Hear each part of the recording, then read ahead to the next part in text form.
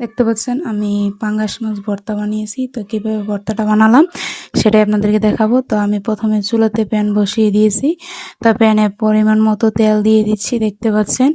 তো এখন আমি মাছগুলোকে একে একে দিয়ে ভেজে নেব। আমি পাঙ্গাস মাছের ভর্তা করব, তার জন্য আমি মাছগুলো দিয়ে ভালো করে একটু ভেজে নেব। একে একে সম্পূর্ণ মাছগুলো দিয়ে দিলাম। তো মাছগুলোকে এখন আমি ভালো করে ভেজে নেব। তো দেখতে পাচ্ছেন মাছগুলো কিন্তু এক পাশ ভাজা হয়ে গেছে, এখন আমি উল্টিয়ে দিচ্ছি। মাছটা যেহেতু ভর্তা বানাবো তো একটু ভালো করে ভেজে নিচ্ছি, মানে একটু নরম করে ভেজে নিলে বেশি ভালো হয়। তো মাছটা দেখতে পাচ্ছেন আমার ভাজা হয়ে গেছে, এখন মাছটা কিন্তু আমি একে একে করে নামিয়ে নিচ্ছি। তো দেখতে পাচ্ছেন মাছগুলো আমি নামিয়ে নিচ্ছি। তো সম্পূর্ণ মাছটা কিন্তু আমি নামিয়ে নিয়েছি। এখন আমি মাছের মধ্যে দিয়ে দেব পেঁয়াজ কুচি।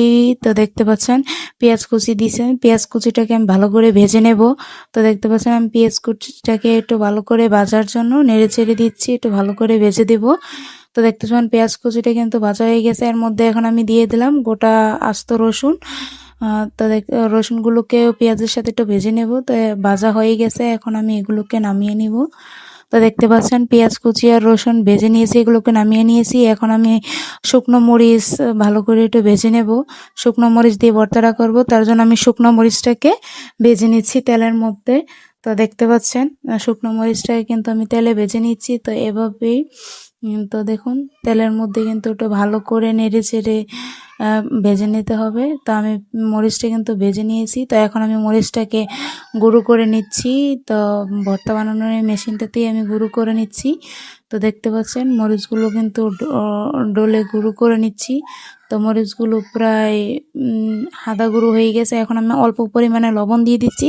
তো দেখতে পাচ্ছেন মরিচগুলো কিন্তু আমি মিক্স করে নিয়েছি। এখন আমি পেঁয়াজ ভেজে রেখেছিলাম, পেঁয়াজ ভাজাটা আর রসুন ভাজাটা এগুলোকে দিয়ে দিচ্ছি। এখন এগুলোকে আমি ভালো করে ডলে নিচ্ছি, মরিচের সাথে মিশিয়ে নিচ্ছি ভালো করে। তো দেখতে পাচ্ছেন মেশানো কিন্তু হয়ে গেছে। এখন আমি মাছ ভর্তার জন্য মাছগুলো বেছে নিয়েছিলাম, তো মাছগুলোকে দিয়ে দিচ্ছি। এখন আমি মাছগুলো দিয়ে ভালো করে ডলে নেব।